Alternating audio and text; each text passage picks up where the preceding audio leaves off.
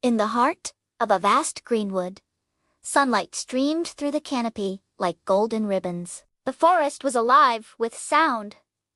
Birds singing, bees buzzing, leaves rustling with secrets. This was the forest of little whispers, where every creature had a voice, and even the trees spoke if you listened hard enough. At its center sparkled the shimmering pond, a magical pool that was never still. It gurgled and giggled, sending ripples across its surface like laughter. Animals loved to gather there, not only to drink but also to listen, for many swore the pond whispered stories carried by the water itself. But one morning, when the sun painted the treetops in soft pinks and gold, something was terribly wrong. The pond was silent. No gurgle, no ripple, no whisper. Three friends arrived at the edge of the water, their eyes wide with worry. Lila, the rabbit, clever and swift, her long ears twitching nervously. Pip the squirrel, curious and bouncy, his fluffy tail flicking like a flag. Milo, the hedgehog, quiet and thoughtful, who always noticed small details others missed. The pond has lost its voice, Pip cried. Or maybe it's sick, whispered Lila. Milo peered into the still water. No. Something is blocking the stream that feeds it. If the water cannot flow, the pond cannot sing. The three friends looked at one another. They knew what had to be done. They would follow the stream and discover what was wrong. And so, their adventure began. The friends hopped, scampered, and waddled along the stream. At first, the journey was easy. The air smelled of wild honey. Butterflies drifted like petals, and mushrooms dotted the path like tiny umbrellas. But soon, the stream led them to a wall of tangled brambles. The thorns curled like claws, and the bushes stretched as far as they could see. We'll never get through that, Pip groaned. We must try, said Lila firmly. The pond needs us. Pip leaped at the brambles, climbing quickly. But halfway up, his tail snagged on a thorn. Help! I'm stuck! Milo waddled forward. Hold still! He curled into a ball and rolled beneath the brambles, flattening a narrow path. Come this way, he called, his voice muffled but brave. Lila tugged Pip free, and together they crawled through the tunnel Milo had made. Scratched but smiling, they popped out on the other side. That was close, Pip said, fluffing his tail. Milo just smiled. One challenge down. More to go.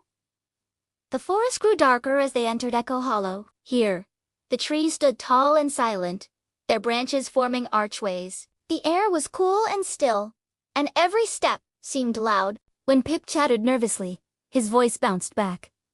Chatter, chatter. So loudly that he leapt into Lila's arms. Hush, whispered Lila. We must be quiet. The owls are sleeping. Sure enough, high in the branches, round, golden eyes blinked open. A family of owls stirred, grumbling at the noise. Sorry? Pip squeaked. The owls stared, then closed their eyes again. The friends tiptoed through, careful not to make another sound. Even Pip managed to stay silent, though his tail twitched with every step. When they finally left the hollow, they all breathed a sigh of relief. As they walked deeper, the forest seemed to change. The trees bent close, their leaves shivering in a sudden breeze. The wind whistled words around them. Did you hear that? Lila asked, her ears twitching. The wind seemed to whisper. Water trapped. Water waiting. Follow the silver stones. Magic? Pip gasped, his eyes wide. The forest is helping us, Milo said softly. We must listen. Sure enough, scattered along the stream were shiny silver stones that glittered faintly, even in the shade. The friends followed them, their paws padding quietly over moss. At last, they found the problem. The stream ended in a great tangle of branches, logs, and leaves. Water tried to squeeze through, but was trapped, forming a sad little puddle. That's it! Cried Pip. The water can't reach the pond. The three friends began working at once. Pip darted back and forth, tugging sticks with his quick paws. Lila kicked at heavy branches with her strong legs. Milo rolled smaller twigs aside, humming cheerfully. But then Milo paused. Wait, inside the dam was a tiny nest. A family of field mice peeked out, their whiskers trembling. This is their home, Milo said gently. If we pull it apart too quickly, we'll hurt them. The friends stopped. The mice were frightened, but Lila crouched low and spoke softly. Don't be afraid. We'll find you a better home. Together, they gathered moss, leaves, and flower petals. Pippi even brought a shiny acorn cap to serve as a roof. When they were done, the mice scurried happily into their new house, safe and warm. Only then did the friends finish clearing the dam. With one final shove, the logs rolled aside. The stream burst free with a joyful splash, rushing down its path once more. It leaped over stones, danced around roots, and hurried to rejoin the shimmering pond. The friends raced after it, laughing and panting until they reached the clearing.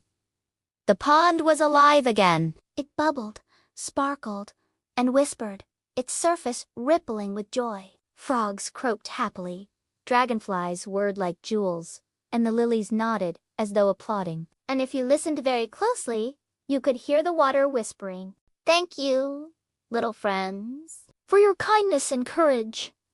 The three animals sat side by side, gazing at the pond as it laughed and sang again. Lila's ears twitched. We did it. Pip puffed out his chest. We're heroes, Milo smiled quietly. We're helpers. The forest will always need helpers. From that day on, whenever the pond whispered, it told the story of Lila, Pip, and Milo, the friends who listened, cared, and kept the heart of the forest alive. And so, in the forest of little whispers, kindness flowed as surely as the water, and every creature knew they were part of something magical. Subscribe for more.